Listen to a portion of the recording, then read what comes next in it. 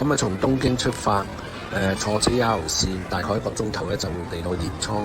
咁我而家所在咧就係鎌倉車站前面。咁啊，鎌倉咧係日本嘅3大古都之一。咁樣喺日本歷史上面咧，平安時代之後就係到鎌倉時代啦。咁啊，跟住咧之後就係一個室町時代。鎌倉時代出現嘅鎌倉幕府咧，係日本首個嘅武士政權。咁啊，見到一座紅色嘅鳥居咧，上面寫住八幡宮近道。咁通過一條叫做小通町嘅一條行人街咧，就可以去到八幡宮。咁啊，見到旁邊有個小丁小路咧，其實就係呢個非常之出名嘅美食街啦。咁樣入邊有好多各式各樣嘅傳統小食啦。咁樣呢一個亦都係鎌倉嚟講非常之出名嘅一個以美食同埋紀念品為主嘅一條街道。咁樣呢一條叫做小通町咧，大概長350米至600米之間啦。咁啊，超過250家嘅店鋪嘅。咁啊，睇到啦，鎌倉小丁通嘅一個門牌。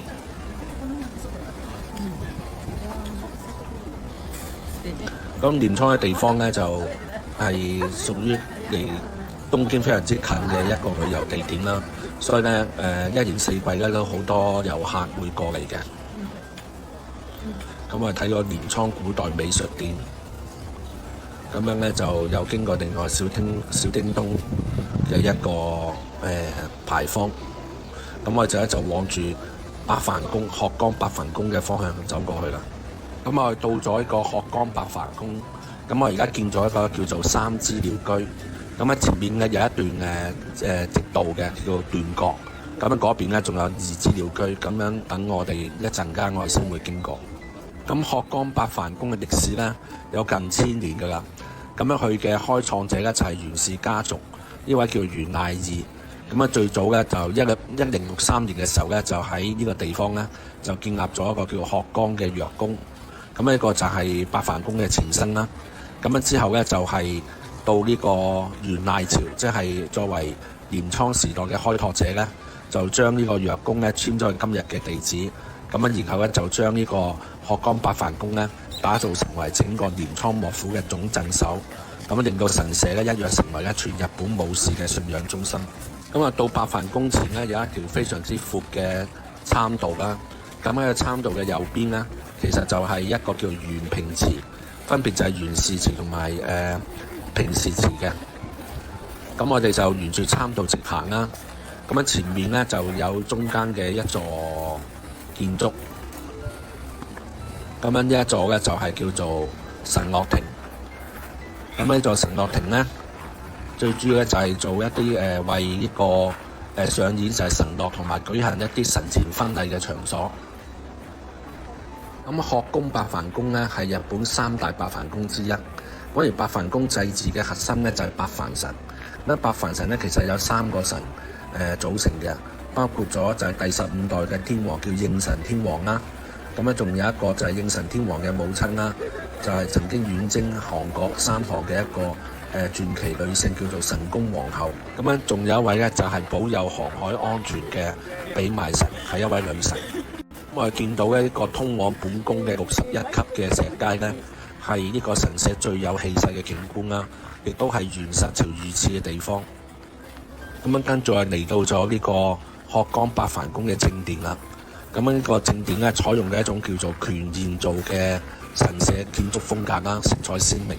咁裏邊供奉就係頭先所講嘅八幡三神啦，應神天皇、神宮皇后同埋比賣神。咁喺旁邊嘅寶物殿咧收藏咗源賴朝、北條政子呢啲歷史名人嘅珍貴遺物。本宮後面嘅東側咧叫藥宮，亦都係夏宮。咁樣咧係比本宮歷史更為悠久嘅。咁啊，見到好多座紅色鳥居嘅呢，就係一個叫遠山渡河社，亦都係鶴岡八幡宮裏邊嘅歷史最悠久嘅神社。咁樣渡河神社主要祭祀嘅神就係渡河神啦，正式嘅名字叫做倉渡雲神。因為而家嘅鶴宮八幡宮呢，係喺1828年重建嘅，而呢座渡河神社呢，就已經有接近600年嘅歷史啦。咁啊，渡河神咧，除咗掌管食物之外咧，最初係五穀豐登啦，後期咧就包括商業繁榮、生意興隆都包括嘅。咁啊，所以經商嘅人咧就好尊崇。而眾多嘅鳥居亦都係商人賺咗實錢之後咧，再去供奉翻俾神社。而家我哋見到呢一座寫住明治天皇閱兵之處，同埋後面寫明治天皇鎌倉御夜納所嘅石碑咧，係明治6年咧，明治天皇親自嚟呢度去檢閱嘅一場野外嘅軍事演習。咁真正檢閱嘅地方喺山上嘅山頂啦，咁樣嘅地方係唔開放嘅。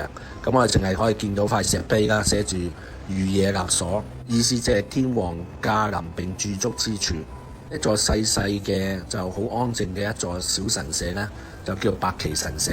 咁啊，裏邊咧供奉嘅兩位神明呢，就係鎌倉幕府嘅締造者同埋繼承者啦，分別就係源賴朝公同埋源實朝公。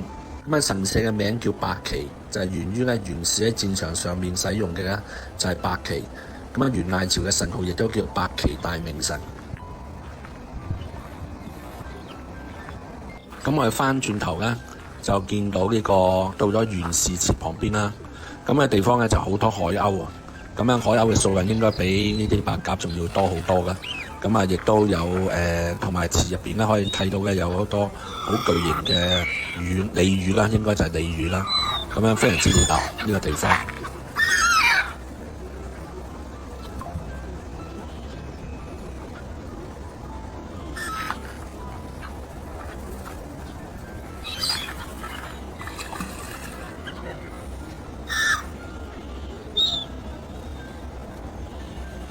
我亦都見到有啲遊客咧就會買一啲海鷗嘅啲嘢食啦，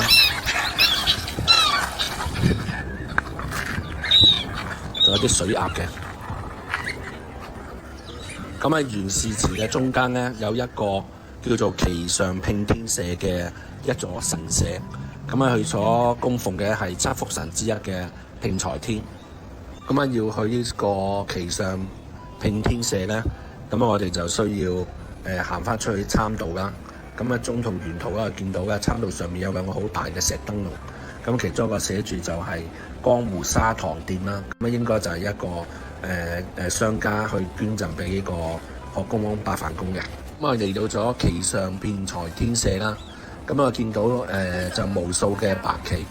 咁白旗作為軍旗咧，就喺源平合戰嘅時期啦。咁呢個係源氏家族嘅標誌。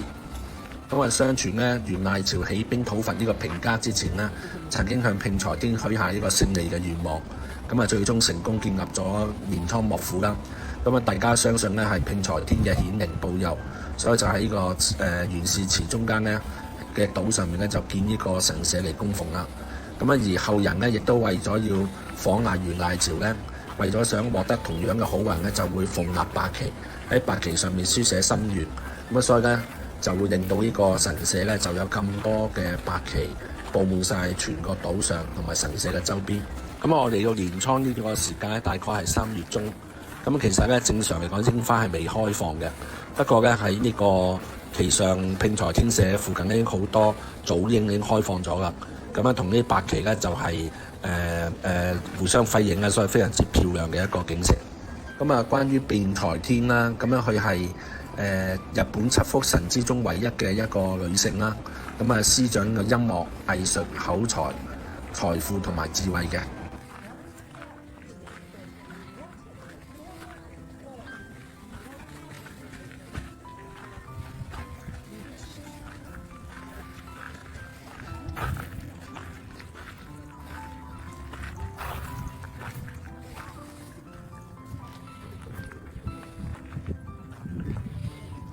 咁我哋翻嚟呢個三支鳥居啦。咁啊，三支鳥居咧就往二支鳥居中間一段參道咧，叫做斷角。咁一段路咧就比兩旁嘅車道咧就高嘅。咁咧長約就係大概500米。咁啊，源賴朝為咗祈願個妻子咧順利生產而修築嘅。咁我哋行嘅時候咧，就兩旁嘅櫻花樹咧就仲未開花啦。咁可能再要多半個月嘅時間到。咁樣到期時咧，呢個地方咧，呢個斷角呢個參道咧，佈滿晒櫻花咧，就係一個非常之重要嘅鎌倉嘅一個賞櫻嘅聖地啦。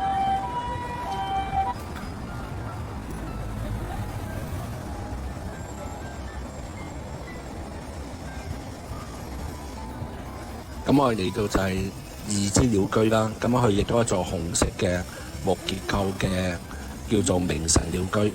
咁而旁邊咧仲有再前面咧仲有兩隻石獅子啦。咁石獅子前咧就有學宮八幡宮嘅呢個門牌。